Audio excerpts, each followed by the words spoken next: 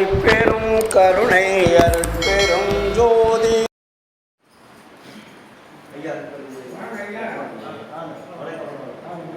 அருட்பெரும் ஜோதி அருட்பெரும் ஜோதி தனிப்பெரும் கருணை அருட்பெரும் ஜோதி.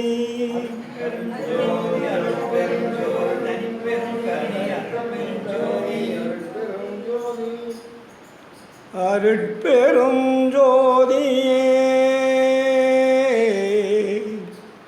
அருட்பெரும் ஜோதியே என்னாருயிரிற் கலந்து ஆடுகின்ற அருட்பெரும் ஜோதியே அன்பிற்கலந்து அறிவாய் விளங்கும் அருட்பெரும் ஜோதியே அன்பிற்கலந்து அறிவாய் விளங்கும் அருட்பெரும் ஜோதியே தெள்ளாரமுதாகி உள்ளண்ணி நிற்கும் அருட்பெரும் ஜோதியே நின்னாசை ஒன்றே என்னுள் ஆர்க்கின்றதே அருட்பெரும் ஜோதியே நின்னாசை ஒன்றே என்னுள் ஆர்க்கின்றதே அருட்பெரும் ஜோதியே அருட்பெரும் ஜோதியே அருட்பெரும் ஜோதியே அருட்பெரும் ஜோதி அருட்பெரும் ஜோதி தனிப்பெரும் கருணை அருட்பெரும் ஜோதி.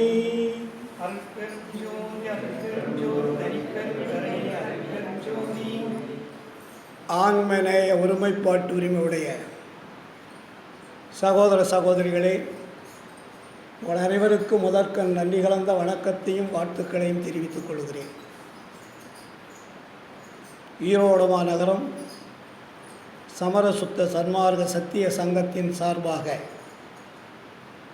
ஒவ்வொரு மாதமும் உங்களையெல்லாம் கண்டு கழித்து உரையாடுவதை நினைக்கின்ற பொழுது மட்டற்ற மகிழ்ச்சி. மாதம் எப்படியும் உங்களை சந்திச்சே தீரணும் அப்படின்ற ஒரு சூழ்நிலை உருவாயிடுது. அதே போல் காலங்கள் நேரங்கள் கூட்டி வச்சிருது. வாதபோதம் முடிந்து 2 நாளுக்கு முன்னாடி தான் வந்தேன். அதனால் இங்கே நம்மளுடைய மகளுடைய பள்ளியிலே ஆண்டு விழா 9ஆம் தேதி. அதற்காக நீங்கள் அவசியம் வர வேண்டும் என்று சொன்னாலும் அதற்காக வந்து இதையும் நம்ம உங்களையும் பார்ப்பதற்கு சந்திப்பதற்கு ஒரு வாய்ப்பு. நாம் எவ்வளவு சந்தித்து எவ்வளோதான் உரையாடினாலும் கூட ஆனால் நம்ம வாழ்க்கையிலே கொஞ்சம் மாற்றங்கள் ஏற்படுத்தி கொள்வது கொஞ்சம் சிரமமாக தான் இருக்குது இல்லையா? தினமும் கேட்குறோம், பேசுகிறோம், படிக்கிறோம். ஆனால் இருந்தாலும் வாழ்க்கை என்பது ஒரே நிலையில் தான் ஓடிட்டுருக்கு. ஏதாவது கொஞ்சம் மாற்றம் ஏற்பட்டிருக்கா அப்படின்னு நம்ம ஒரு சுய பரிசோதனை பண்ணி பார்த்தா தான் தெரியும். ஆனால் பார்த்தா எல்லாம் அதே மாதிரி தான் இருக்குது. கொஞ்சம் ஏதாவது ஒரு மாற்றம் அடைஞ்சிருக்கா, இல்லை வேறு ஏதாவது ஒரு அன்பர்கள்லாம் கேட்டு அவர்களுக்கு ஒரு அறிவு விளக்கம், அருள் விளக்கம் கிடைத்து தன்னுடைய வாழ்க்கையிலே ஒரு புதுமையான மாற்றத்தை கண்டுகளிக்கக்கூடிய ஒரு சூழல் உருவாக்கி இருக்குதான்னா கொஞ்சம் கேள்விக்குறியாக தான் இருக்குது.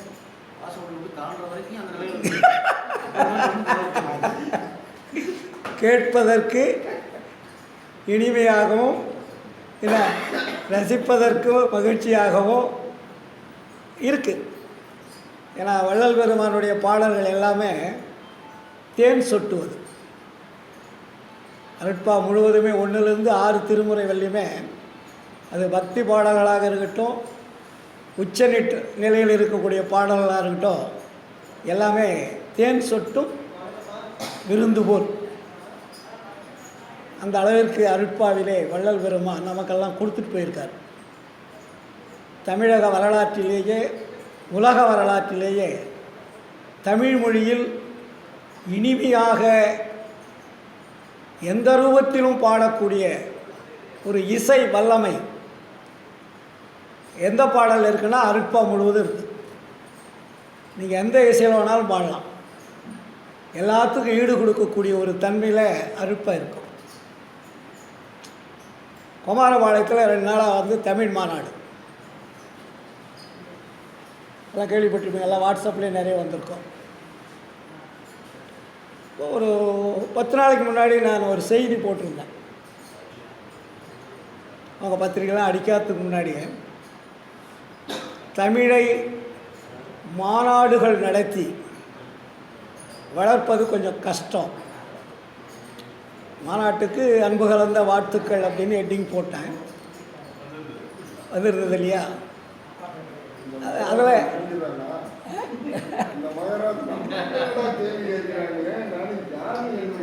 அதில் நான் வந்து தவறாக எதுவுமே எழுதலை. அதுக்கப்புறம் வள்ளலாருடைய தமிழ் எடுக்காமல், அதிலே தொடர்பு கொள்ளாமல் தமிழ் வளர்ச்சி ஏற்படும்னா வளர்ச்சி ஏற்படாது. ஏன்னா பல்லாயிரம் ஆண்டுகளாக தமிழை வளர்த்தவர்கள் மதுரை தமிழ்ச்சங்க காலத்திலிருந்து தமிழுக்காக எவ்வளோ போராடி எழுத்து மூலமாக தான் கொண்டு போயிருக்காங்க. ஆனால் வாழ்க்கை நெறியோட தமிழை கொண்டு போக. அப்போ நான் எழுதியிருந்தேன், அதாவது தமிழ் கற்கலாம், தவறில்லை.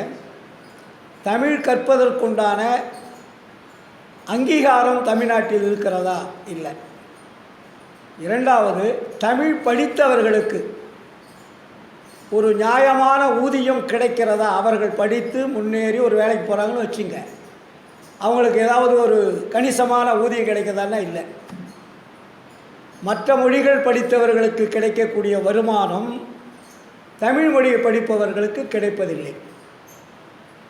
ஆனால் தமிழை வளர்ப்போம் என்று நம்ம மாநாடுகள் நிறைய நடத்தி கொண்டு இருக்கிறோம். மாநாடு நடத்தவர்களால் யார் என்று பார்த்தால் வசதி படைத்தவர்கள், பள்ளி கல்லூரி நிர்வாகிகள். அவர்களெல்லாம் அரசின் மூலமாக தமிழை விலக்கி வாங்கி தான் கற்கக்கூடிய, தான் போதிக்கக்கூடிய கல்விகளெல்லாம் மற்ற மொழி கல்விகளாகத்தான் இருக்கிறது. அடுத்ததாக தமிழகத்தில் தமிழ் படிக்கக்கூடிய கல்விகள் எது, பள்ளிகள் எது என்று பார்த்தால் அரசு பள்ளிகள் மட்டும்தான் தமிழ் படிக்குது. அரசு பள்ளிகளை படிக்கிற ஏழை மக்கள், தாழ்ந்த நிலை உள்ளவர்கள், வசதி குறைந்தவர்கள், இவர்கள் தான் தமிழை படிச்சுட்டு இருக்காங்க. அவர்கள் தமிழ் தான் இன்றைக்கி வந்து ஓரளவுக்கு ஒரு சமமான நிலையில் போயிட்டுருக்கு. அவர்களும் படிக்கலைன்னா தமிழ்நாட்டில் தமிழ் பேசுகிறதுக்கு ஆளே கிடையாது. ஏன்னா அரசு தனியார்களுக்கு கல்விகளையும் பள்ளிகளையும் கல்லூரிகளையும் விலைக்கு விற்றுட்டாங்க. அவங்க இஷ்டம் போல் அவங்க வியாபாரம் பண்ணிக்கிட்டு இருக்காங்க. கல்வி என்பது வியாபாரமாக மாறிவிட்டது. அந்த வியாபார கல்வி இந்த மக்களுடைய வளர்ச்சிக்கு உதவுமானா உதவாது. ஆனால் வள்ளல் பெருமான் வந்துதான் தமிழை தந்தை மொழி என்று சொன்னார். இப்போ நம்ம எல்லாருமே மொழியை வந்து தாய்மொழி தாய்மொழி என்று சொல்லி கொண்டு இருக்கிறோம். ஏன்னா நமக்கு தாய்மொழின்றது அது பாரம்பரியமாக நமக்கு வந்து வார்த்தைகளில் வந்தது. அப்போது நான் எழுதியிருந்தேன், ஒரு 5-6 வருஷத்துக்கு முன்னாடியே ஒரு கட்டுரை போட்டிருந்தேன். தமிழ் தாய்மொழி என்றால் என்ன, தந்தை மொழி என்றால் என்ன? அதை நம்ம முதல் புரிஞ்சாதானே தாய்க்கும் தந்தைக்கும் உள்ள வித்தியாசம் தெரியும். இப்போ நம்ம எல்லாம் தாய்மொழி தாய்மொழி அப்படின்றோம். வள்ளலார் வந்து தமிழ் தந்தை மொழின்னார். இது எப்போ நடக்குது? அவருக்கு வந்து ஒரு 15 வயசு இருக்கும். சென்னை மாநகரத்தில் இருக்கார். அப்போது பழைய இப்போ செத்துட்டார்ல காஞ்சி சங்கராச்சாரியார் குரு, வள்ளலார் காலத்தில் இருந்தவர் பெரியவர். இப்போ இதுக்கு 4வது கட்டுன்னு வச்சுங்க, முன்னாடி இருந்தவர். ஆமாம், அவருக்கு வந்து சமஸ்கிருதத்தில் ஒரு சந்தேகம் வந்துடுது. சமஸ்கிருத நூல் தான் அவங்களுக்கு ரொம்ப உயர்ந்தது, அதுதான் அவங்க வாழ்க்கையினுடைய லட்சியம், அதைத்தான் அவர்கள் படித்து கொண்டு இருக்கிறார்கள். ஆனால் அந்த மொழியில் அதில் இருக்கக்கூடிய எழுத்துகளுக்கு சந்தேகம் வந்துவிட்டது, விளக்கம் தெரியல. அவங்க மொழி, அதுக்கு விளக்கம் தெரியாத இருக்கும்போது அங்கே காஞ்சிபுரம் தானே அது, காஞ்சிபுரத்தில் வந்து அவருக்கு வள்ளலாரை தெரிஞ்சவர் அங்கே ஒருத்தர் இருக்கார். அவர்கிட்ட சொல்கிறாரு, இது மாதிரி இங்கே ராமலிங்கன்னு ஒருத்தர் இருக்கார் சென்னையில், அவரை கூட்டிகிட்டு வந்து கேட்டால் இதுக்கு விளக்கம் கொடுப்பாரு அப்படின்னு சொல்கிறார். அதுக்கு அவர் என்ன சொல்கிறாரு, அவர் பள்ளிக்கூடத்துக்கே போகாதவர், தமிழே தெரியாது, அவரை கூட்டிகிட்டு வந்து கேட்டால் எப்படி அதுக்கு விளக்கம் சொல்ல முடியும் அப்படின்னு அதுக்கு பதில் சொல்கிறாங்க. ஐயா, நான் சொல்லிட்டேன், நீங்கள் கேட்குறதும் கேட்காதும் உங்கள் விருப்பம், கேட்டு பாருங்கள், அதுக்கு விளக்கம் தெரிஞ்சால் ஒத்துக்குங்க, விளக்கம் தெரியலாம் விட்டுறது, அதில் என்ன காசா பணமா, கேட்குறது தானே அப்படின்னு சொல்லும்போது அவர் கொஞ்சம் மனம் மாறி இருக்கு. உடனே சங்கராச்சாரியார் அதுக்கு ஏற்பாடு பண்ணுறாரு. ஏற்பாடு பண்ணோடனே வள்ளலாரும் சங்கராச்சாரியாரும் பேசுகிறாங்க. அப்போ சமஸ்கிருத நூலை வள்ளலார் கொடுக்குறாரு. வள்ளலார் பார்த்தோன்னே இப்படி எடுக்கிறாரு, இப்படி பார்க்குறாரு, மூடி வச்சிட்டார். அவர் என்ன கேள்வி, என்ன சந்தேகம் என்பது வள்ளலாருக்கு தெரிஞ்சு போச்சு. அவர் எந்த எழுத்துக்கு விளக்கம் கேட்குறாரு, எது அவருக்கு சந்தேகம் என்பது வள்ளலாருக்கு தெரிஞ்சு போச்சு. தெரிஞ்சிட்ட உடனே வள்ளலார் வந்து அந்த சமஸ்கிருதத்துக்கு விளக்கம் 2-3 விளக்கங்களை கொடுக்குறார். ஒரு விளக்கம் மட்டுமல்ல, 2-3 விளக்கங்கள் கொடுக்குறார். கொடுத்துட்ட உடனே அதனுடைய உட்பொருளை பார்த்து சங்கராச்சாரியார் ஆனந்த கூத்தாடுறார். ஓ, இவ்வளோ பெரிய விஷயம் சமஸ்கிருதத்தில் இருக்குதே அப்படின்னு ரொம்ப அவருக்கு அளவில்லாத மகிழ்ச்சி. உடனே அவர் என்ன சொல்கிறார் அதுக்கு பதில், அப்போது உலகத்துக்கே சமஸ்கிருதம் தான் தாய்மொழி அப்படின்றார் சங்கராச்சாரியர். உலகத்துக்கே தாய்மொழி சமஸ்காரம், உலக மொழிகளுக்கெல்லாம் தாய்மொழி சமஸ்கிருதம் தான்றார். வள்ளலார் ஆமாம் உண்மைதான்னார். அதை மறுக்கலையே, உண்மைதான். ஆனால் தாய் ஒன்று இருந்தால் தந்தை ஒன்று இருக்க வேண்டும். அப்போது சமஸ்கிருதம் தாய்மொழி என்றால் தமிழ் தந்தை மொழியினர் ஆஃப் ஆகிட்டார். உடனே யார் ஆஃப் ஆகிட்டார். ஏன் இப்படி சொன்னார், இதற்கு என்ன காரணம் அப்படின்னு நம்ம உள்ள அருட்பாவல போகும்போது தான் அதுக்கு விளக்கம் தெரிந்தது. ஏன்னா உலகத்தில் தோன்றிய மொழிகள் எல்லாமே மனிதர் மொழி. அதுக்கு பேர் என்ன? மனிதர் மொழி. மனிதர்களால் எழுதப்பட்டது. அவர்கள் அருளாளராக இருக்கட்டும், அவங்க எவ்வளோ பெரிய ஆளாக இருக்கட்டும், அதனால் அதுக்கு வந்து மனிதர் மொழின்னு பேர். ஆனால் நம்ம முன்னாடி இருந்தவங்களாம் தமிழை தேவர் மொழின்னு வச்சுருந்தாங்க. தமிழுக்கு வந்து தேவர் மொழின்னு ஒரு வார்த்தை போடுவாங்க முன்னாடி. வள்ளலார் வந்து தான் அதை யூஸ் பண்ணல, தமிழ் தந்தை மொழின்னார். அப்போது தந்தை மொழிக்கும் தாய்மொழிக்கும் என்ன வேறுபாடு அப்படின்னா, தந்தை இல்லாமல் ஒரு உயிரோ உடம்போ ஆன்மாவோ தோன்றாது. தந்தை இல்லாமல் ஆன்மா வராது, உயிர் வராது, உடம்பு வராது. தந்தை தான் உலகத்திற்கெல்லாம் தலையாயது, அந்த தலையாய தந்தை என்பது தான் இறைவன். அப்போ அந்த இறைவனுடைய மொழி என்பது தந்தை மொழி. அதனால தான் இது இறைமொழி என்று பேர். இதுக்கு யார் எழுதினாங்கன்னு வரலாறு கிடையாது. தமிழுக்கு மற்ற மொழிகளுக்கெல்லாம் வரலாறு இருக்கும். தமிழுக்கு மட்டும் இது யார் எழுதினாங்க அப்படின்லாம் தொல்காப்பியர் காலத்துக்கு முன்னாடி இருந்து பல்லாயிரம் ஆண்டுகளாக தமிழ் இருக்கிறது. அப்போ வள்ளலார் அந்த தமிழுக்கு ஒரு இலக்கணத்தை அனுப்பாவில் கொண்டு வரார். அப்போ வள்ளலார் சொல்லும்போது பார்த்திங்கன்னா தமிழ் 3 தானே எழுத்து, தா மீ ஈழ். அப்போ 3 எழுத்துக்கு என்ன விளக்கம் அப்படின்னு பார்த்தா வள்ளலார் தா அப்படின்னா இயற்கை உண்மைன்னு பேர், மீ அப்படின்னா இயற்கை விளக்கம்னு பேர், ஈழ் அப்படின்னா இயற்கை இன்பம்னு பேர். இயற்கை உண்மை, இயற்கை விளக்கம், இயற்கை இன்பம், இது 3ம் தருவது எதுவோ அதுதான் இறைமொழி.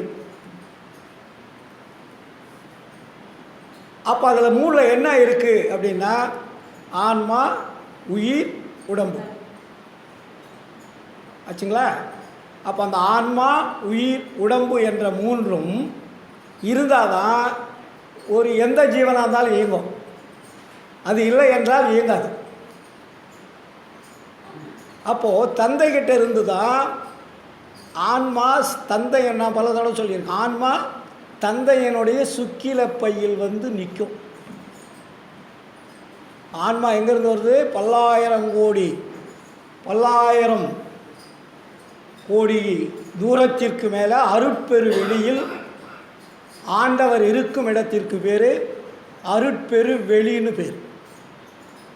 ஆண்டவர் இருக்கிறதுக்குடைய பேர் அருட்பெரு வெளி. அந்த அருட்பெரு வெளியில் ஆன்மாக்கள் இருக்கிறது.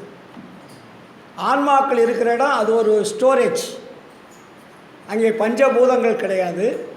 அந்த அருட்பெரு வெளி முழுவதுமே அருள் நிறைந்து தான் இருக்கும். நம்ம இந்த வெளி மாதிரி பஞ்சபூத வெளி அங்கே கிடையாது. அந்த அருட்பெரு வெளியில் ஆன்மா இருக்கிறது ஒரு இடம். அதற்கு பெயர் ஆன்ம ஆகாசன்னு பேர். அதுக்கு பேர் என்ன? ஆன்ம ஆகாசன்னு பேர். இந்த ஆன்மா இருக்கிற இடத்துக்கு பேர் ஆன்மா. அது ஒரு தனி ட்ராக் அது.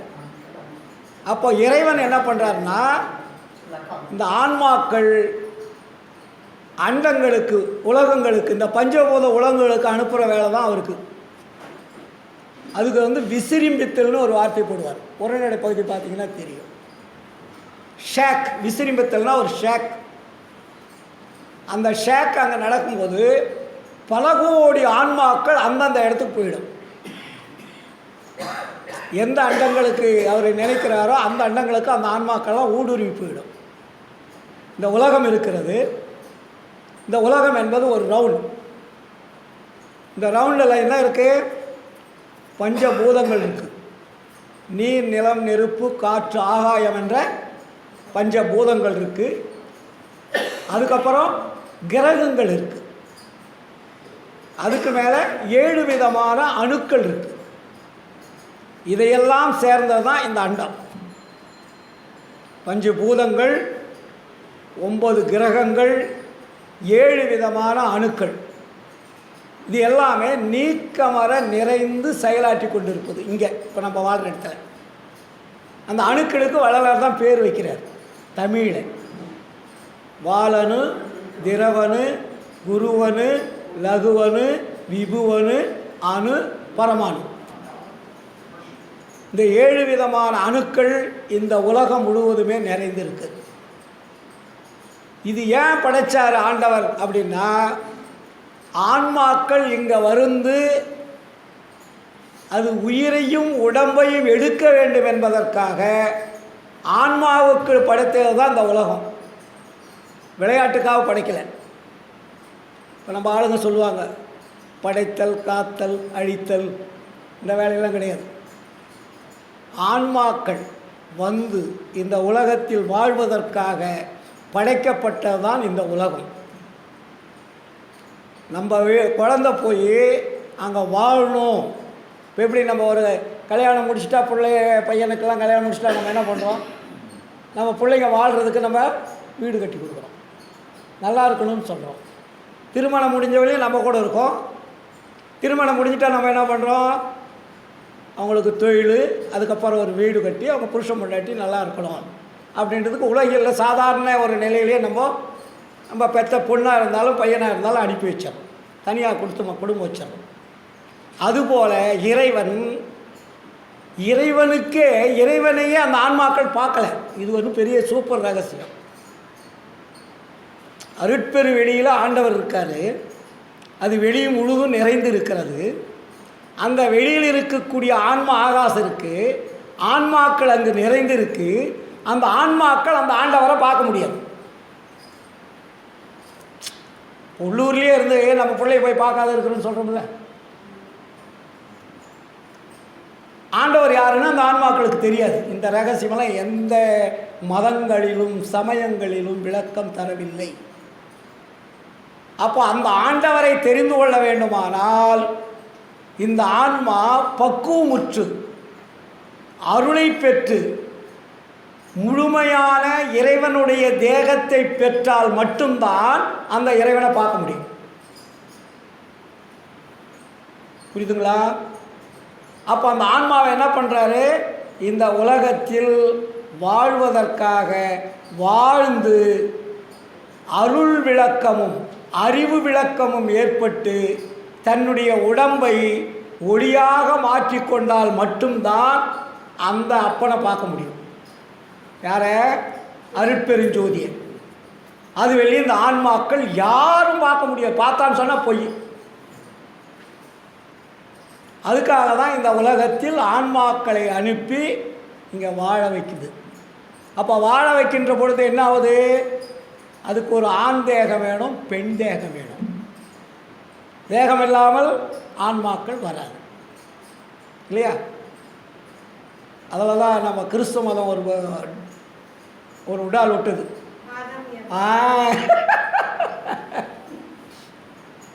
அவர்களை படைத்தார்கள், ஒரு பழம் சோலையை வைத்தார் இறைவன், அதிலே ஒரு கனி, அந்த கனியை புசிக்க வேண்டாம் என்று சொன்னார்கள். இவர்கள் புசித்தார்கள், மாட்டிக்கொண்டார்கள். அப்படி அவங்க கதையை கொண்டு வருவாங்க. அது அல்ல. இந்த உலகம் ஆன்மாக்கள் வாழ்வதற்காக பரிணாம வளர்ச்சியில் இந்த உயிர்களை கொண்டு வரார் கடவுள். ஃபஸ்ட்டு தேகம் என்ன?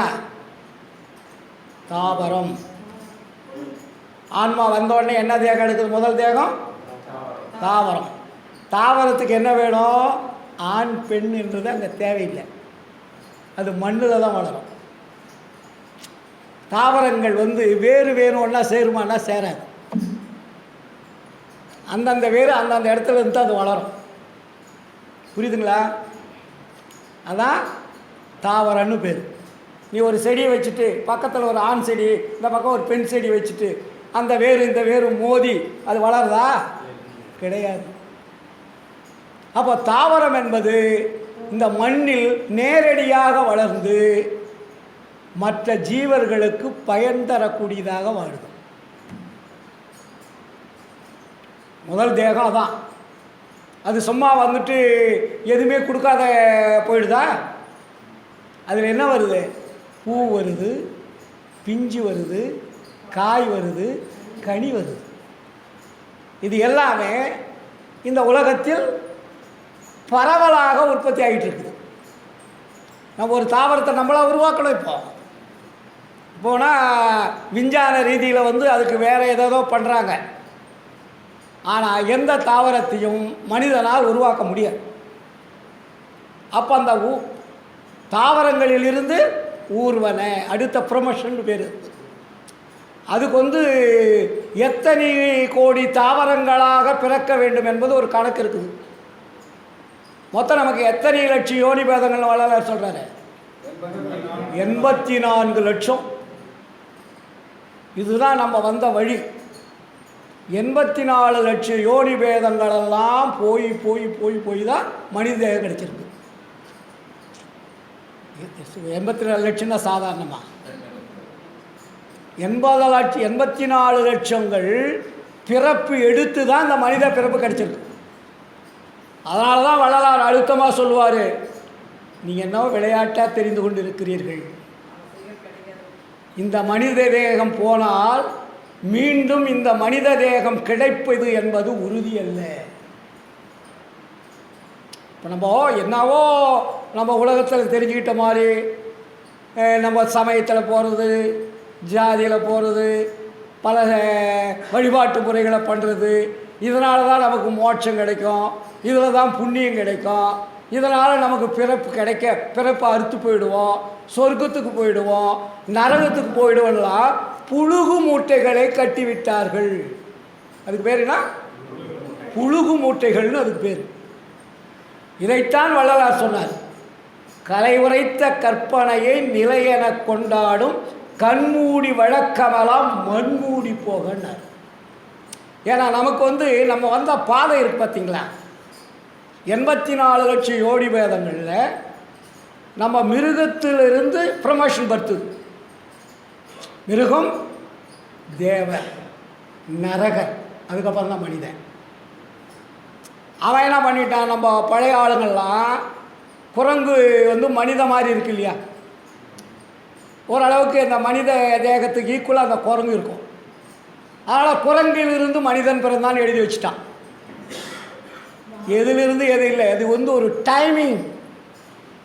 நீ 6வது படித்து பாஸ் பண்ணிட்டுனா 7வது போயிடுவேன், 8வது படிச்சுன்னா 9வது போயிடுவேன், +2 முடிச்சுன்னா காலேஜுக்கு போயிடுவேன். அப்போ உன்னுடைய வாழ்க்கையில் நீ வாழ்க்கக்கூடிய வாழ்க்கை நெறியில் நீ வாங்கும் மார்க்குக்கு தகுந்த மாதிரி தான் கிளாஸ் மாறும். தவிர இன்னொருத்தவனோட அவனை பார்த்து இங்கே போகிறதல்ல.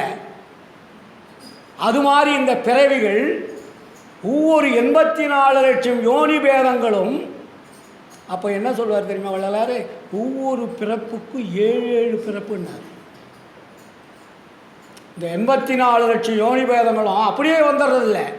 தாவரங்கள்லாம் ஒரு தாவரமாக இருக்குது, கோடான கோடி தாவரங்கள் இருக்குது, லட்சக்கணக்கான தாவரங்கள் இருக்குது. அதில் ஒன்று ஒன்றா ப்ரமோஷன் ஏற்று அப்புறம்தான் ஊர்வனை, அதுக்கப்புறம் பரப்பனை, நடப்பனை. இப்போ காட்டு மிராண்டிகள்னு சொன்னோம்ல அந்த காலத்தில், அவங்களுக்கு தான் தேவர் நரகர்னு பேர். அவர்கள்லாம் ஆடை அணிய மாட்டாங்க. மலைவாசிகள்னு சொல்கிறோம்ல அந்த காலத்தில், பழங்கால மனிதர்கள்னு வரலாறு அந்த காலத்தில் படிச்சிருப்போம். அவர்களுக்கெல்லாம் ஆடை அணிய தெரியாது.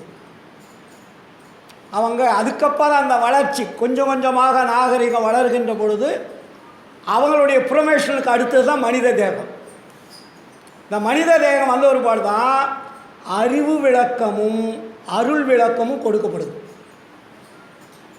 அதுக்கு முன்னாடி அறிவு விளக்கம் இல்லை, அருள் விளக்கம் இல்லை. அந்த தேவரெலாம் சமயத்தில் சொன்ன தேவர் அதுதாங்க வள்ளலார். அதனால தான் ஏன் சமய மதங்களை வள்ளலார் சாடுறாருன்றதுக்கு இதான் காரணம். ஏன்னா நம்மளையெல்லாம் இப்படி ஒரு போதையில் வச்சுட்டாங்க.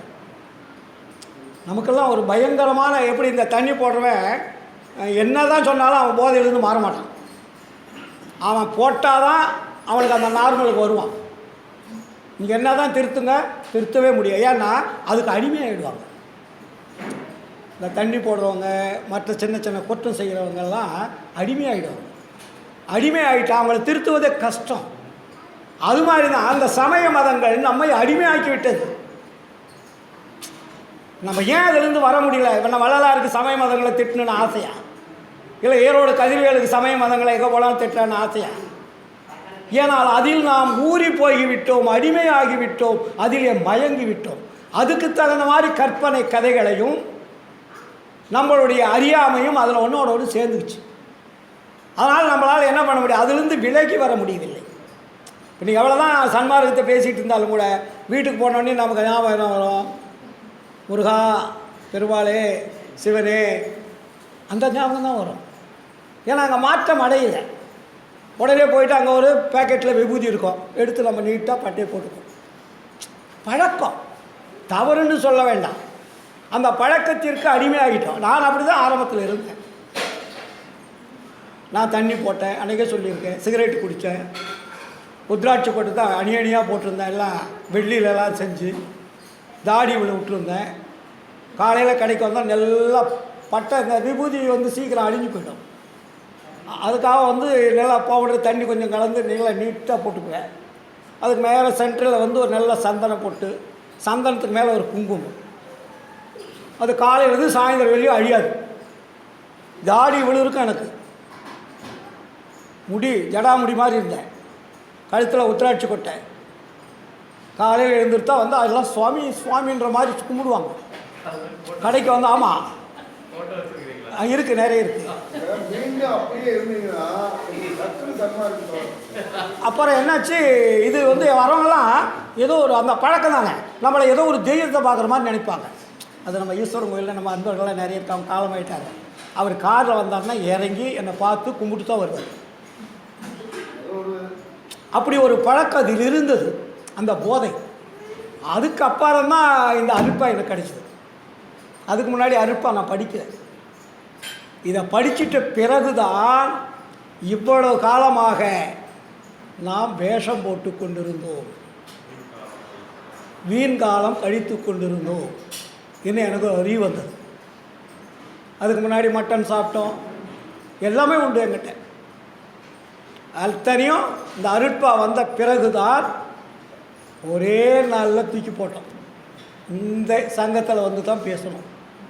இதே இடம், இந்த இடத்தில் வந்து அருட்பாவை படித்து பேசி, அதற்கு பிறகு நானும் எங்கள் மனைவி எல்லாமே பேசி, எண்ணெயிலிருந்து நம் வீட்டில் மது கிடையாது, மாமிசம் கிடையாது, புகை கிடையாது, அதுக்கப்புறம் சிலை வடிவங்களை வழிபாடு செய்வதில்லைன்னு உறுதி எடுத்தோம்.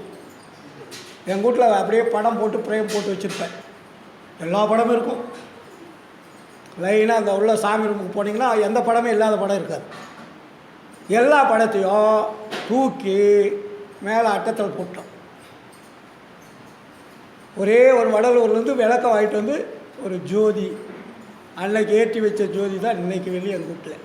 வேறு எந்த படமும் இருக்காது. ஏனென்றால் அந்த அறிவு விளக்கம் என்பது தெரிந்தது, அவ்வளோதான். ஏன்னா ஒரு படம் வந்து நம்மளை காப்பாற்றாது. ஏன்னா அது வந்து பிரேம் போட்டால் தானே. நீங்கள் கடையில் கொண்டு போய் ஒரு சிவகாசிக்கு சொன்னால் ஒரு முருகர் வள்ளி வந்து எந்த அந்த உருவம் வேணுமோ போட்டு கொடுத்துருவான். நீங்கள் கொண்டு போய் படத்தை கொடுப்பீங்க, பிரேம் போட்டுருவான், கொண்டாந்து வீட்டில் மாட்டிடுவீங்க, அது சாமின்னுவீங்க. நேற்று வெள்ளியும் அது பேப்பரில் பிரிண்ட் பண்ணால் படம், படத்தை பிரேம் பண்ணால் கடவுள். அதுக்கு ஒரு மாலையை போட்டுறீங்க, வந்து அதுதான் கடவுள், இதுதான் நமக்கு கொடுக்குதுன்னு நினைக்கிறோம். இது கொடுக்குமா என்ற அறிவு நமக்கு விளங்கலை. மனிதன் ஒரு படத்தில் போய் அருளை பெற முடியுமா என்ற அறிவு நமக்கு விளங்கலை. அது விளங்கினால தான் என்ன பண்ணோம், வள்ளலார் என்ன சொன்னார், படத்தினாலும் உருவத்தினாலும் உனக்கு அறிவும் விளங்காது, அருளும் விளங்காது.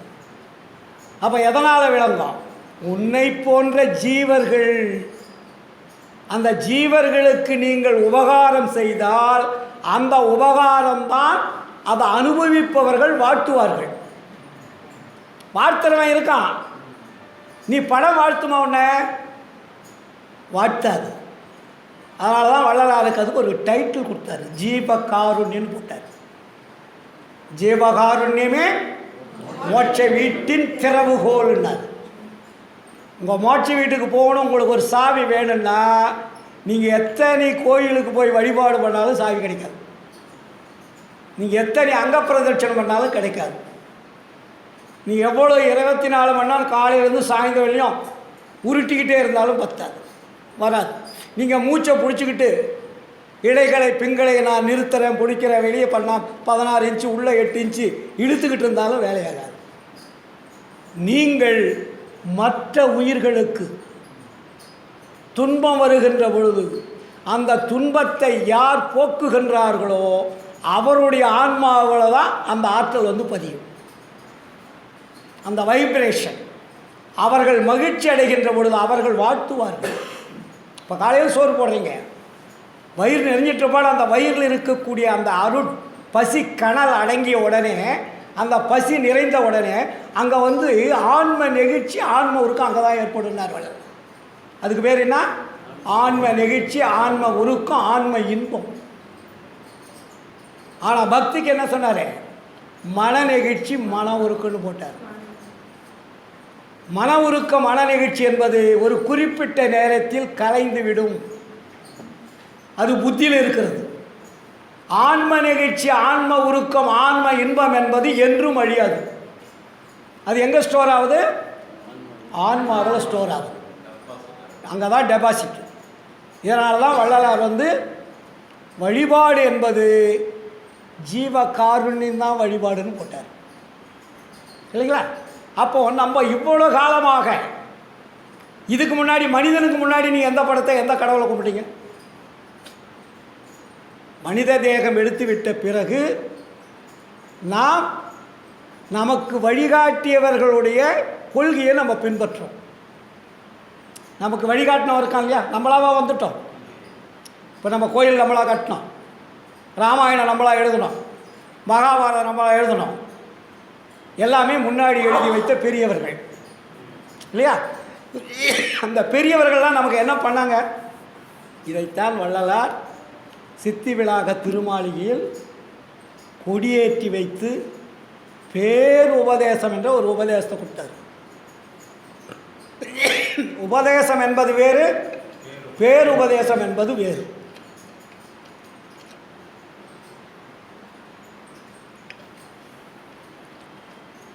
உபதேசம் என்பது மனிதர்களால் கொடுப்பது, பேருபதேசம் என்பது இறைவனால் கொடுப்பது.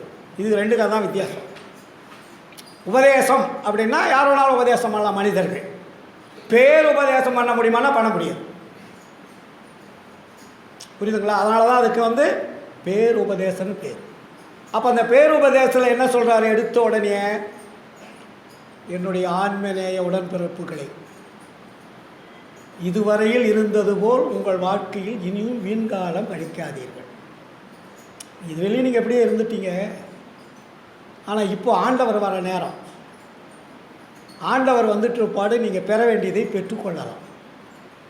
ஏன்னா இதுவரையில் இருந்த ஆண்டவர் ஆண்டவர் அல்ல, அது கற்பனை தெய்வங்கள், தத்துவங்களுடைய விளக்கங்கள். உடம்பனுடைய ஒவ்வொரு உறுப்புகளும் ஒவ்வொரு தத்துவங்களை குறிப்பது. தத்துவங்களை கடவுளாக வைத்தாலே தவிர உண்மையான இறைவனை கடவுளாக யாரும் படைக்கலை. பாப்பா பாட்டு, அருளாளர் வருகின்ற தருணம் இது தோழி, ஆயிரம் ஆயிரம் கோடி அணிவிளக்கு ஏற்றிடுக, திருளாய பசுநெய்யை விடுக, மற்ற நெய்யே திருமேனிக்கு ஒரு மாசு செய்தாலும் செய்யும் மருளேல். இந்த விளக்கம் அது என் கடந்த மதி கதி எண்ணினும் சாலாவேன்றார். ஆண்டவருடைய தோற்றம் இதுவல்ல. ஏன் மங்களமாக ஏற்றுதலும் கண்டா? இருட்டு இருக்கக்கூடாதுன்றதுக்காக விளக்கு வேணும். ஆண்டவர் அல்ல. இப்போ நம்ம வழிபாடு பண்ணுறோம், இது கடவுளா? இல்லை. வெளிச்சம் வேணும் நமக்கு. வெளிச்சத்துக்கு ஒளி வேணும். ஒளி இல்லைன்னா வெளிச்சம் வருமா? இப்போ இவ்வளோ லைட் எரியுது, இப்போ லைட் எங்கேருந்து வருது? எங்கேருந்து வருது லைட்டு? மின்சாரம் எங்கேருந்து வருது?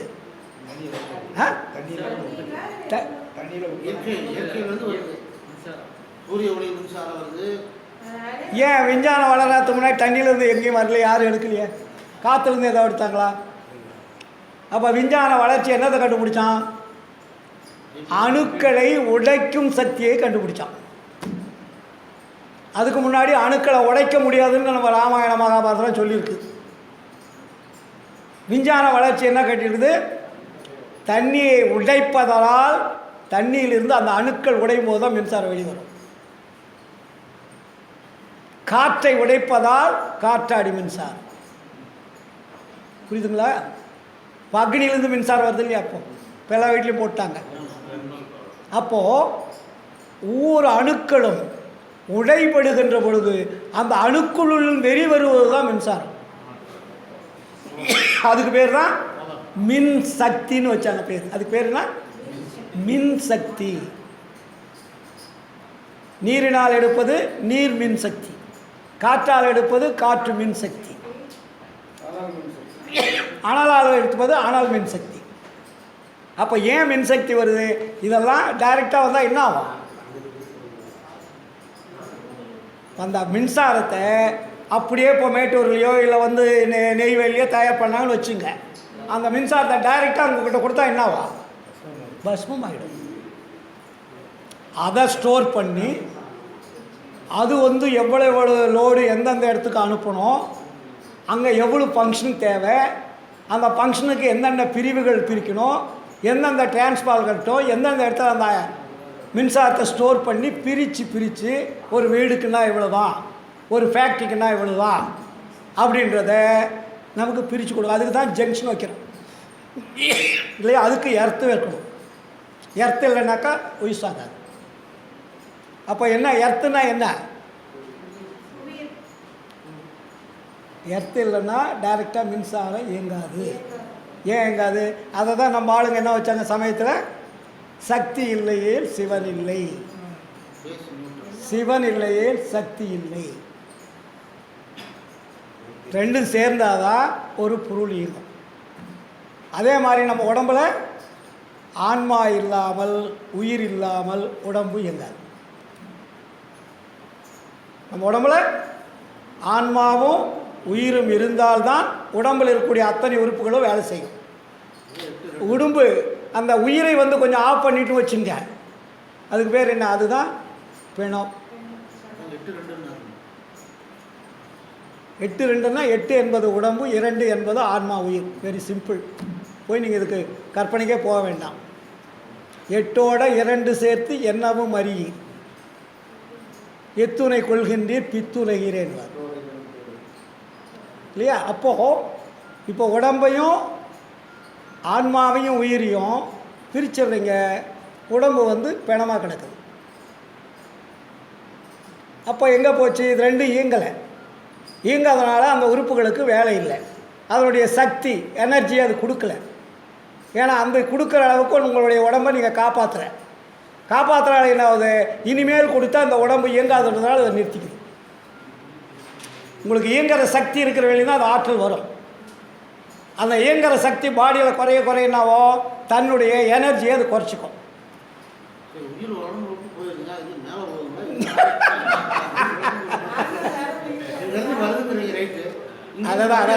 அதான் சொல்கிறேன்.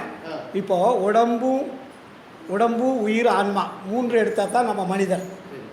இப்போ நம்ம என்ன பண்ணுறோம்? செத்துட்டா என்ன ஆகுதுன்னா ஆன்மாவும் உயிரும் வெளியே போயிடும். ஆனால் சீக்கிரம் வெளியே போகாது. அதனால தான் வள்ளலார் என்ன பண்ணார்? இறந்தவரை புதைக்க வேண்டும், எரிக்கக்கூடாதுன்னார். ஏன்னா நீங்கள் உடனே எரிச்சிட்டிங்கன்னா அதுவும் ஒரு கொலடான்னார். அப்போ என்ன பண்ணுறதுன்னா அது வேறொரு வீடு அதுக்காக தயாராகிட்டு இருக்கோம். இந்த படத்துலேயே இருக்கும். நீங்கள் அந்த வீடு இன்னொரு இடத்துல தயாராகிடுச்சுன்னா, ஏன்னா நீங்கள் இது வெளியே வாழ்ந்தது இருக்குது, நல்லது கெட்டது இருக்குது, நீங்கள் என்னென்ன பண்ணிங்க இருக்கிறீங்கன்றதெல்லாம் அதில் ஸ்டோர் ஆகிருக்கும். நீங்கள் இந்த கருவிகளால் இந்த உலகத்தில் பண்ண குற்றங்களெல்லாம் நன்மை தீமைகள் பூரா அது ஸ்டோர் ஆகிடும்.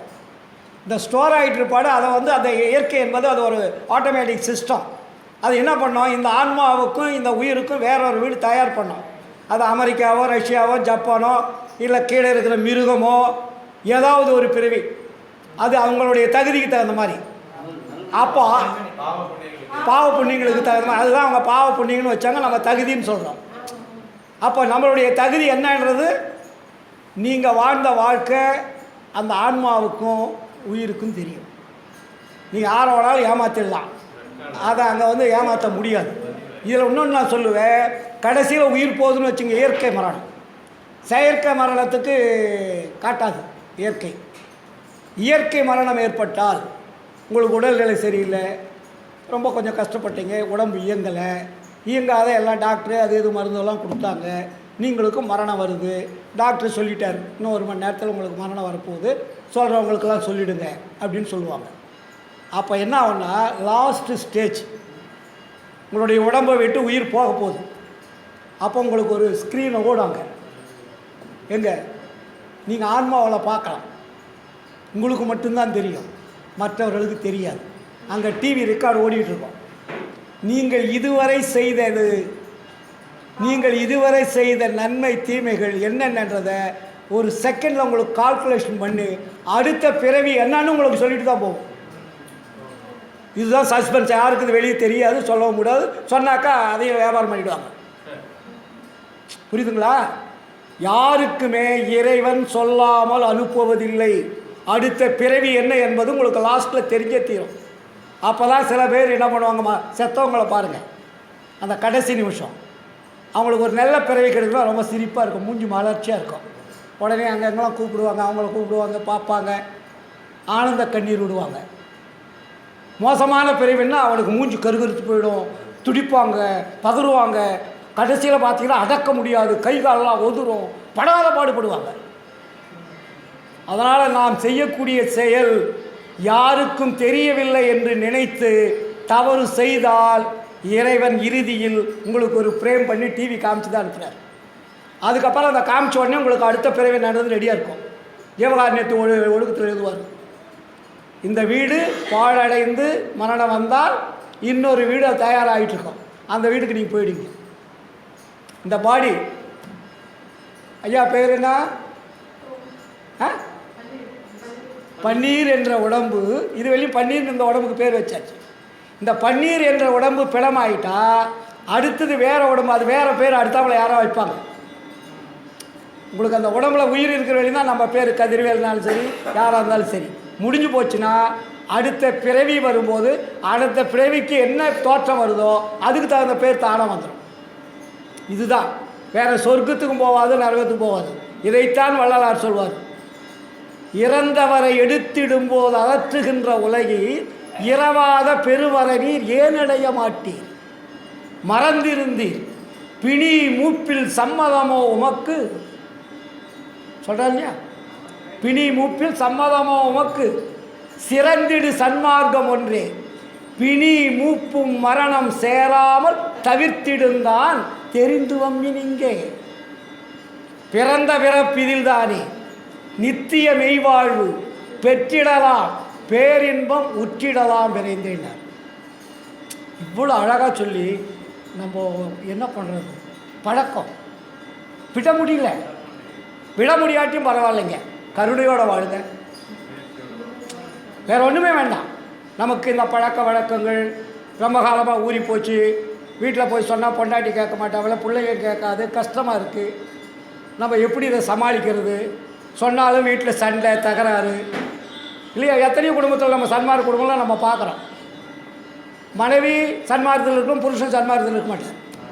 புருஷன் சன்மார்க்கத்தில் இருப்பார், மனைவி சன்மார்க்கத்தில் இருக்காது. அவங்க வீட்டில் போனீங்கன்னா சண்டையாக இருக்கும். இந்த தெய்வம் வேணும்னு அந்த அம்மா, இல்லை நீங்கள் இவர் ஜோதி தான் வேணும்னு நீங்கள். இப்போ இங்கே 2 போட்டி, வீட்டில் சாமிக்கே போட்டி. இதெல்லாம் ஒரு பக்கம் விட்டுட்டு, கடவுளே எனக்கு இந்த மாதிரி ஒரு வாழ்க்கை அமைஞ்சிடுச்சு, என்னால் எதையும் மீறி செய்ய முடியல, அதனால் என்னை காப்பாற்றுவது நீங்கள் தான், நீங்கள் தான் என் உள்ளே இருக்கிறீங்க, வேறு வெளியில் கடவுள் இல்லை இல்லையா? நம்ம ஆன்மா தான் நமக்கு எல்லாமே. ஆன்மா தான் இறைவனுடைய குழந்தை. உங்களுக்கும் ஆன்மாவுக்கும் கடவுளுக்கு தான் கனெக்ஷன், வேறு யாரும் கனெக்ஷன் கிடையாது. கடவுள் உங்களை பார்த்துக்கிட்டு இருக்கிறாருன்னா என்ன அர்த்தம்? ஆன்மாவுக்கும் அவருக்கும் கனெக்ஷன் இருக்குது, நேரடி கனெக்ஷன். எல்லாத்துக்கும் நேரடி கனெக்ஷன் உண்டு. அப்போ நம்ம என்ன பண்ணணும்? நான் வீட்லேயோ மற்ற இடத்துலையோ சண்டை போடல, தகராறு பண்ணல, பிரச்சனை உருவாக்கலை. நீங்கள் கருணையோடு, உங்களுக்கு மட்டும் நீங்கள் கருணையோடு வாழுங்க, வெளியே கூட சொல்லாதீங்க. அது செய்யுங்கள், அது செய்யலாம்ல. பொண்டாட்டிக்கு சொல்ல வேண்டாம், பிள்ளைக்கு சொல்ல வேண்டாம், மனைவிக்கு சொல்ல வேண்டாம், உற்றார் உறவினருக்கு சொல்ல வேண்டாம்.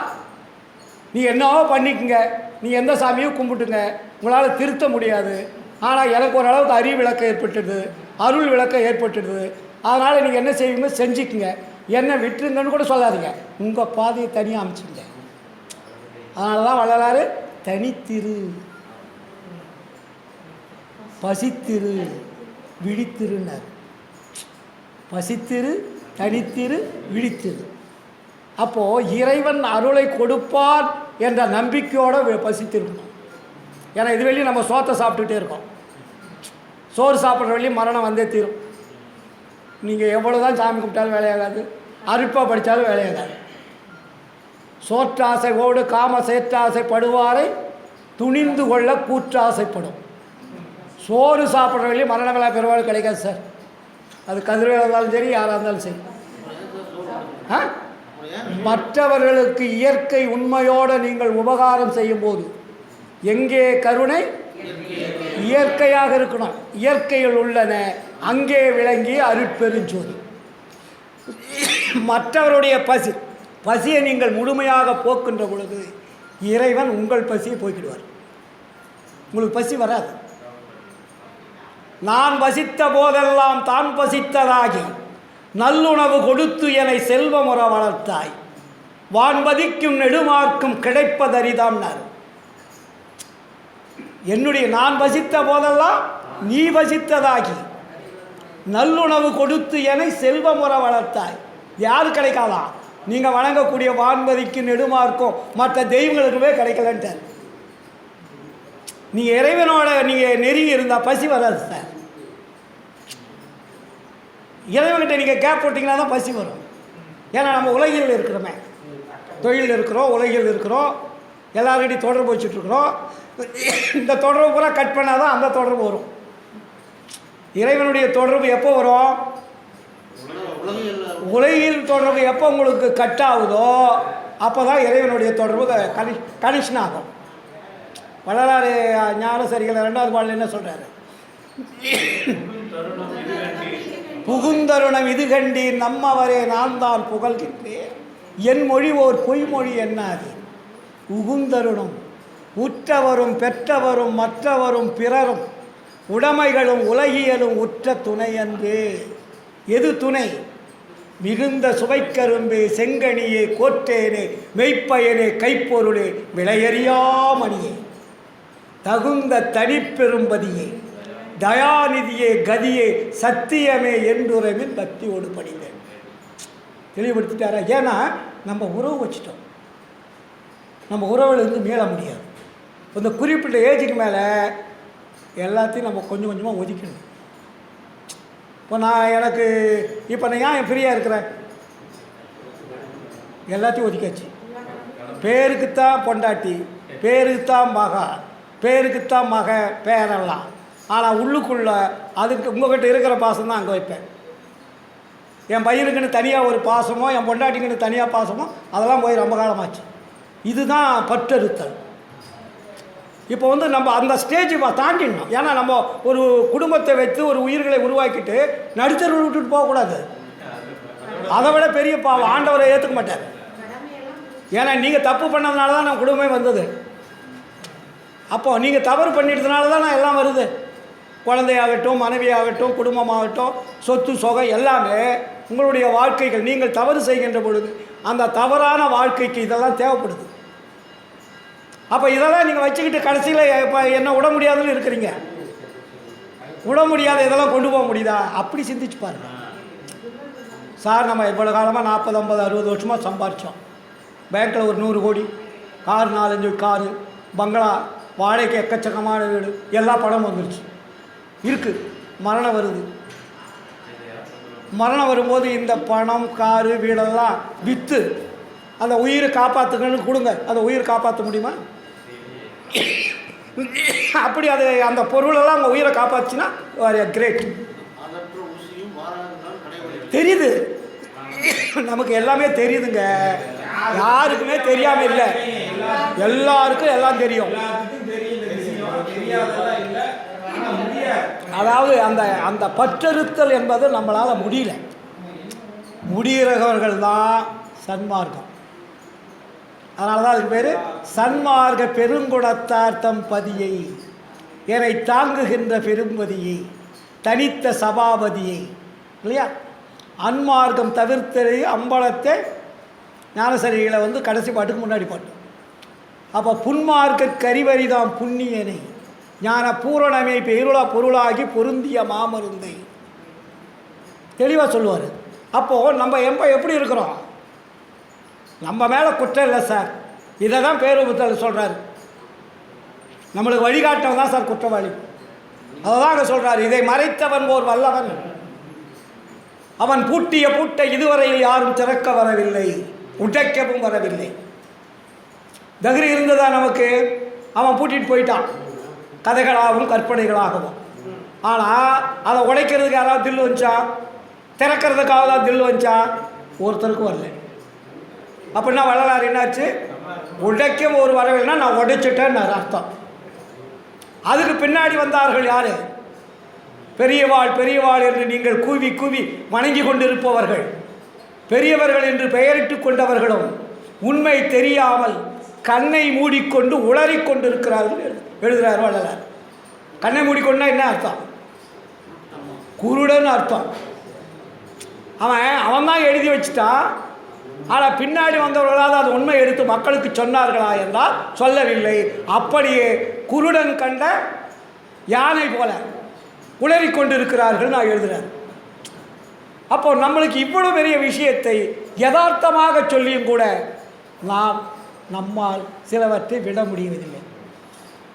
எனக்கு என்னென்ன ஒரு மகிழ்ச்சி, நான் சன்மார்க்கத்துக்கு வரும்போது எனக்கு அந்த உற்ற துணைன்னு சொல்கிறாங்களே,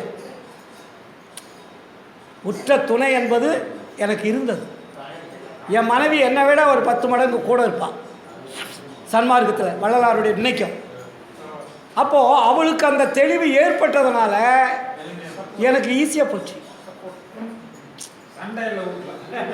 சண்டை மட்டும் இல்லை, உணர்ந்தவர்கள். இப்போ நான் ஒரு சிறு சிறு தவறு செய்கிறேன்னு வச்சுங்க, பயங்கரமாக கண்டிச்சு பண்ணிடுவான்.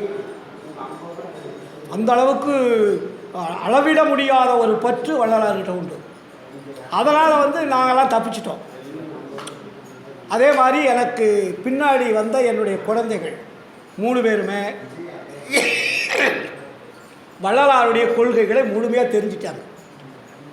3 பேருமே, பொண்ணாகட்டும் பெரியவனாகட்டும் சின்ன பையனாகட்டும், அவங்களுக்கு A to Z தெரியும். அதனால் என் லைஃப் ஃப்ரீ. ஏன்னா அவங்க ஏதாவது கொஞ்சம் புரியாதவங்களாக இருந்தால் நான் இப்படி சுதந்திரமாக வர முடியாது, ஒரு முறை சுற்ற முடியாது, போக முடியாது, இதுக்கு வேறு வேலை இல்லையா, போய் கட்டி போட்டு வீட்டில் உட்கார சொல்லி விட்டுவாங்க. புரியுதுங்களா? இனிதாக இருக்குது. அதெல்லாம் காரணம் என்ன, நாங்கள் அது மேலே வச்ச பற்று தான் சார். இப்போ நான் மட்டும் புதிய மனிதன் இல்லை, கடவுள் கொண்டாந்து எனக்கு கொடுக்கல. உண்மையை உணர்ந்து இதுவெல்லாம் பொய் என்று தெரிந்து இதை நானும் உணர்ந்து குடும்பம் உணர்ந்து மற்றவர்களுக்கு உணர வைக்கிறேன் இல்லையா?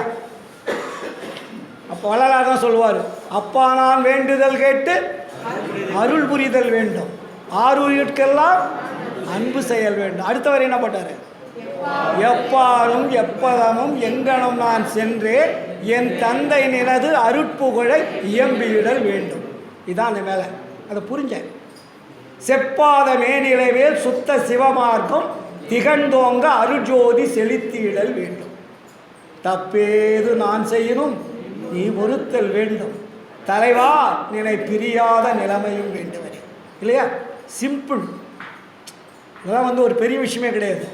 இப்போ என்னை பார்த்தீங்கன்னா ஒரு 40-35 ஆண்டுகளுக்கு முன்னாடி இதே ஊரில் இதே விழா எடுத்தோம். டாக்டரு முருகேசு எல்லாம் தான் இருந்தோம். அப்போ முதல் வள்ளலார் படம் வேண்டாம், சரி படம் வச்சுங்க தப்பு இல்லை, பட்டை அடிக்காதீங்கன்னு முதல் குரல் கொடுத்தது இந்த ஊரில் தான், தமிழ்நாட்டில். டாக்டர் பயந்துட்டார், முருகேசன் பயந்துட்டார். ஒரு இன்னும் எங்கள் வீட்டில் இருக்க அந்த கட் அவுட்ரு செஞ்சு முதல்ல அதுக்கு முன்னாடி பார்த்தீங்கன்னா எங்கே பார்த்தாலும் வள்ளலார் விபூதி படம் தான் இருக்கும். இதே இடத்துல அதை செஞ்சு இவங்க வீட்டுக்கு முன்னாடி தான் அந்த ஆர்டிஸ்ட்டு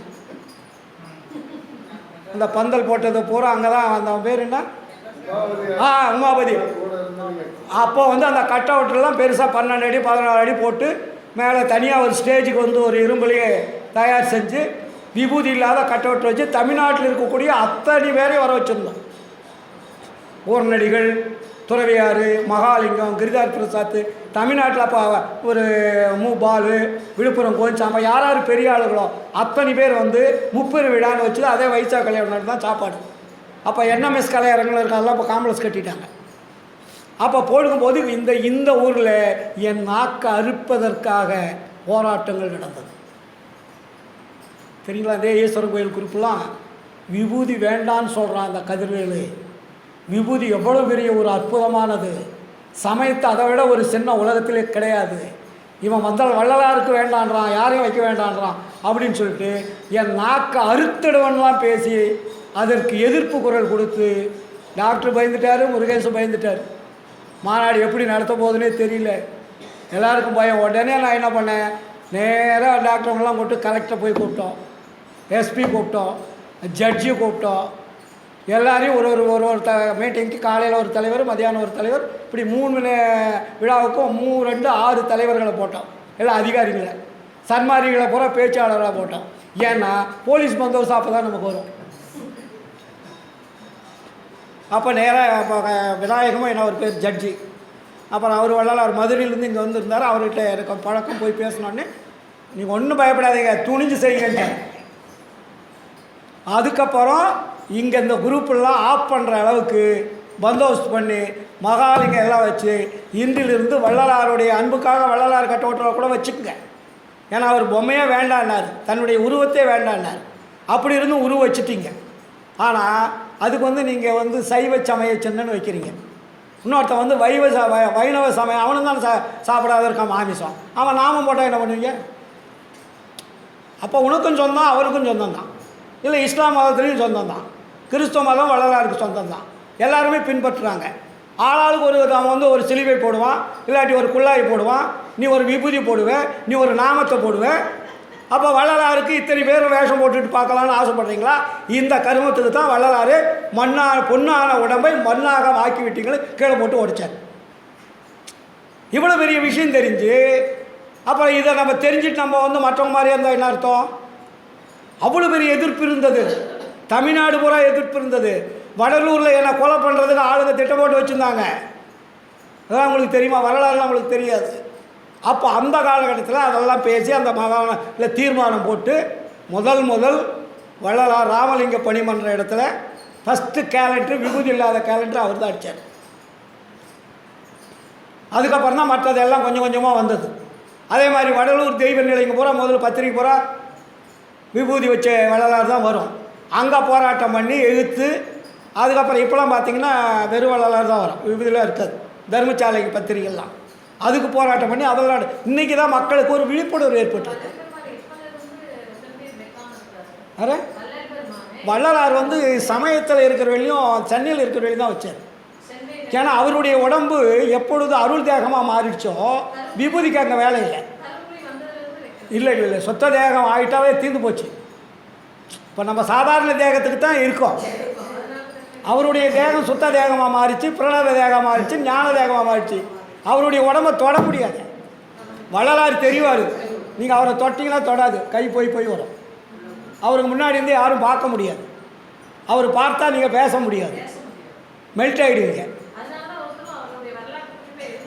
தெரியாது. அதெல்லாம் சொல்கிறேன். நான் இப்போ மேட்டுக்குப்பத்தில் இன்னொன்று செய்தி நேரம் ஆயிடுச்சு. இது வரையும் 40 வருஷமாக இருந்தேன்ல மேட்டுக்குப்பத்தில், இது வரையும் நான் பேசுறது கிடையாது. இது வரையும் மேட்டுக்குப்பத்தில் போவேன், வருவேன், தியானம் பண்ணிவிட்டு வந்துடுவேன். உள்ளே போய் 1 மணி நேரம் 2 மணி நேரம் உட்காருவேன். அங்கே நைட்டில் எல்லாம் கூட்டம் கூட அங்கே போயிடும். நான் வடலூரில் இருப்பேன், அங்கே போய் நான் பேசுகிறதே கிடையாது. தர்மசாலை மேடைக்கு பேசுவேன், மற்ற இடங்கள்லாம் தமிழ்நாடு எல்லாம் போகிறோம். மேட்டுக்குப்பத்தில் இத்தனை வருஷமாக அந்த மேட்டுக்குப்பம் மேடையில் நான் பேசுனதே கிடையாது. அது சூழ்நிலை அப்படி ஒத்துக்கலை. அப்புறம் இந்த தடவை என்ன பண்ணிட்டாங்க, ஒரு 15 நாளைக்கு முன்னாடி நான் தர்மசாலைக்கு போகும்போது மேட்டுக்குப்பத்துலேருந்து ஒரு போஸ்ட் மாஸ்டர் பையன் ராமலிங்கம், அப்புறம் புலவர் ராஜதுரைன்னு சொல்லி இவங்கெல்லாம் வந்தாங்க. என்ன நினச்சாங்களே, நான் தர்மசாலையில் பேசிகிட்டு இருந்தேன்.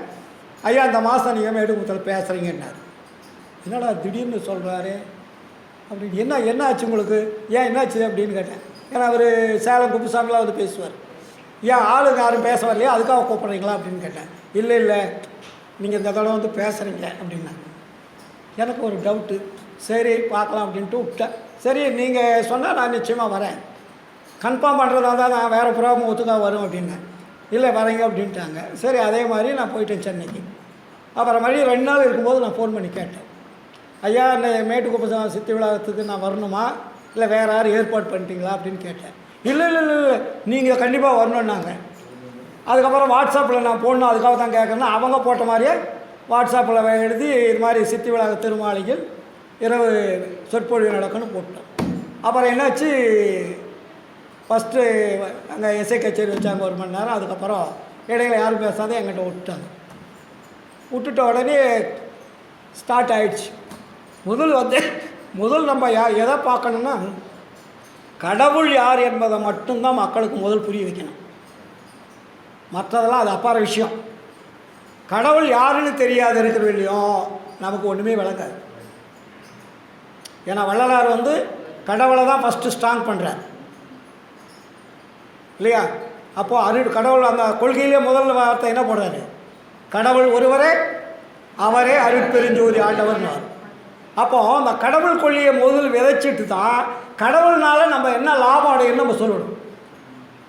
அப்போ அதை ஸ்டார்ட் பண்ணிவிட்டு 1 ஹவர் அந்த பக்கம் உட்காந்துட்டாங்க. மக்கள் நிறைய கூட்டம் வந்துடுச்சு. வாட்ஸ்அப் போட்டோடனே இளைஞர் நம்ம ரசிகர்கள்லாம் நிறைய வந்துட்டாங்க. வந்துட்டோடனே எல்லாம் பேசி முடிச்சாச்சு. 12 மணிக்கு அங்கே ஜோதி தரிசனம் காட்டுவாங்களாம், பூசை. 12 மணிக்கு பேசிகிட்டு இருந்தால் கூட சுவிட்ச் ஆஃப் பண்ணிவிடுவாங்களாம். எது எனக்கு தெரியாது. அப்புறம் என்னாச்சு, நான் பேசிக்கிட்டே இருந்தேன். 12:15 ஆகிடுச்சு. 12:15 ஆகிட்டோடனே எதுவுமே நடக்கலை. அவங்க பாட்டு வந்தாங்க, வழிபாடு பண்ணிட்டு ஒரு ரவுண்ட் அடிச்சுட்டு போனாங்க. மக்கள் எழுந்திருக்கும் இல்லை, அசையும் இல்லை, அப்படியே உட்காந்துட்டு இருந்தாங்க.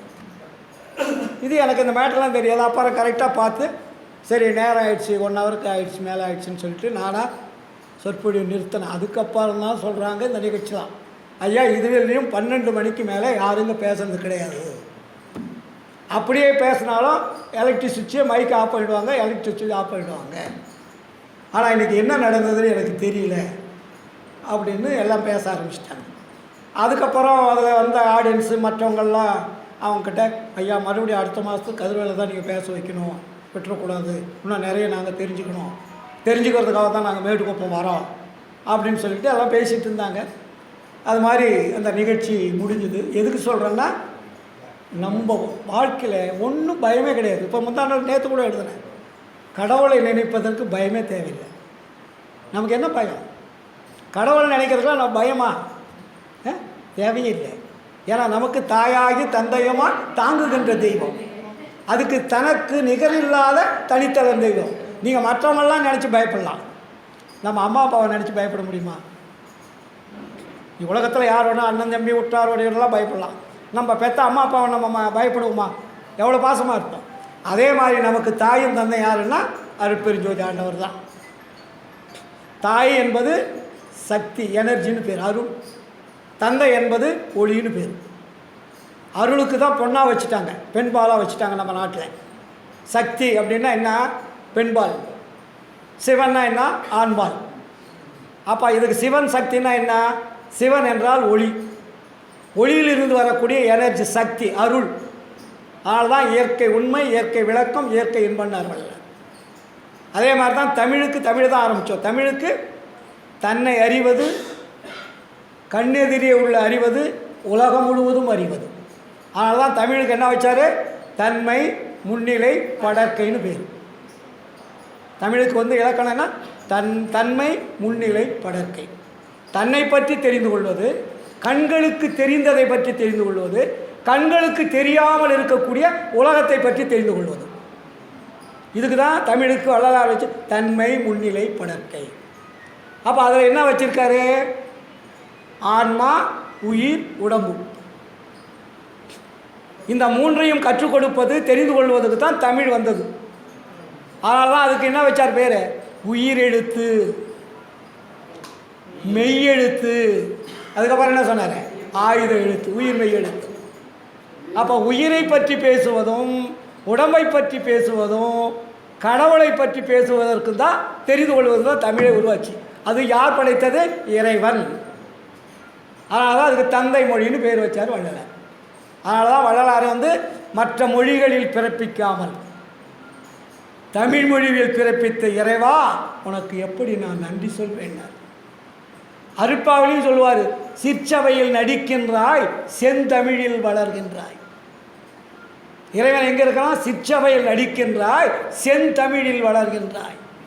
நீ கொடுக்க நான் தொடுக்க என்ன தவம் செய்தேனோ. இறைவன் கொடுக்கவும் நான் தொடுக்கவும் என்ன தவம் செய்தேன். நான் யார்? எனக்கென ஓர் ஞான உணர்வேது. எந்த கல்விக்கு போன, எங்கே படித்தேன்? என்னுள் இருந்து இசைக்கின்றாயினர். அதனால தான் நான் உரைக்கும் வார்த்தையெல்லாம் நாயகன் தன் வார்த்தை. அந்த நாயகன் தன் வார்த்தையை நான் சொல்லுவதனால்தான் தான் உண்மை உரைக்கின்றேன். உண்மை உரைக்கின்றேன் ஓர்ந்தடைமையின் உலகில் உரையதினில் சந்தேகித்து உளறி அழியாதீர். என்மையினால் என நினையீர், எல்லாம் செய்வல்லான் என்னுள் அமர்ந்து இசைக்கின்றான். இதை கேண்மின் நீவி தன்மையோடு சுத்த சிவ சன்மார்க்க நெறியில் சார்ந்து விரைந்து ஏறுமினோ சத்திய வாழ்வழிக்க கண்மை தரும் ஒரு பெருஞ்சீர் கடவுள் என புகழும் கருணநிதி வருகின்ற தருணம் தானே. அப்போ சுத்த சன்மார்க்கம் எதை சொல்லுகிறது என்றால் உண்மை வழியை சொல்லுகிறது, உண்மையான கடவுளை சொல்கிறது, உண்மையான ஒழுக்கத்தை சொல்லுகிறது, உண்மையான வாழ்க்கையை போதிக்கிறது. இந்த உண்மையான வாழ்க்கை சொல் செயல் ஒழுக்கம் எல்லாம் நிறைந்து சொல்லிக் கொடுக்கக்கூடிய மார்க்கம்தான் வள்ளலார் காட்டிய சமர சுத்த சன்மார்க்க சத்திய சங்கம். இந்த சங்கத்தில் வந்தால் நமக்கு என்ன கிடைக்கும்? அருள் கிடைக்கும். இந்த அருளை பெறுவதற்காகத்தான் இந்த சத்சங்கங்கள். நாம் கூடி பேசுவது டைம் பாஸ் பண்ணுறதுக்கல்ல, வேடிக்கை வினோதம் பேசுவதற்கல்ல, பொழுதுபோக்கு பேச்சல்ல. இது வாழ்க்கையினுடைய பேச்சு. நம்முடைய வாழ்க்கை, நம்முடைய உயிர், நம்முடைய ஆன்மா நம்ம உடம்புக்குள்ள இருக்குது. இதை காப்பாற்ற வேண்டியதற்கு நாம் என்ன முயற்சி செய்ய வேண்டும்? எந்தெந்த ஒழுக்கத்தை கடைபிடிக்க வேண்டும்? அந்த ஒழுக்கத்தை கடைபிடித்தால் நமக்கு என்ன வராது? மரணம் வராது. பசி, பிணி, தாகம், இச்சை, எளிமை, பயம், கொலை எதுவுமே வராது. அதனால தான் வள்ளலாறு நரை திரை பிணி மூப்பொறியா நல்ல உடம்பினரே நற்குலத்தார் என அறியீர் நானிலத்தி நீவீர் உயர்ந்த குலம் என்றும் தாழ்ந்த குலம் என்றும் வகுக்கின்றேன் இருகுலமும் ஆண்டிட காண்கின்றேன் புறையுறும் குலங்களா புழுக்குலம் என்றறிந்தேன். அப்போ என்ன, நீங்கள் எல்லாம் செத்துட்டா என்ன தோண்டி பார்த்தா என்ன இருக்காங்க? புழுவுதான் இருக்கும். இந்த உடம்பை புழுவாக மாற்றுவதற்காக வள்ளலார் அருட்பெருஞ்சோதி ஆண்டவர் இந்த மனித தேகத்தை படைக்கவில்லை. இந்த மனிதன் இறை அருளை பெற்று இறைவனோட கலந்து என்றும் அழியாத அந்த பேரின்ப சித்தி பெருவாழ்வை வாழ்வதற்காகவே இறைவன் மனித தேகத்தை கொடுத்தான். வேற தேகத்தில் பெற முடியாது. ஆதலால் அன்பர்களே, இவ்வளவு நேரம் பொறுமையாக நிதானமாக என் உடன்பிறவா சகோதர சகோதரிகளுக்கெல்லாம் எல்லா வல்ல அருட்பெருஞ்சோதி ஆண்டவர் நீண்ட ஆயுள், நிறைந்த செல்வம், அழியா புகழ், அருளையும் கொடுத்து நீளோடி காலம் வாழ வைத்து நீங்கள் அறிந்து மற்றவர்களுக்கும் அறிவிக்க வேண்டுமாறு கேட்டுக்கொண்டு இந்த வாய்ப்பளித்த ஈரோடு சமர சுத்த சன்மார்க்க சத்திய சங்கத்தார் அனைவருக்கும் என் பணிவான நன்றியும் வணக்கத்தையும் வாழ்த்துக்களையும் தெரிவித்துக்கொண்டு எனது சிறிய உரையை நிறைவு செய்கிறேன். நன்றி, வணக்கம், வாழ்த்துக்கள்.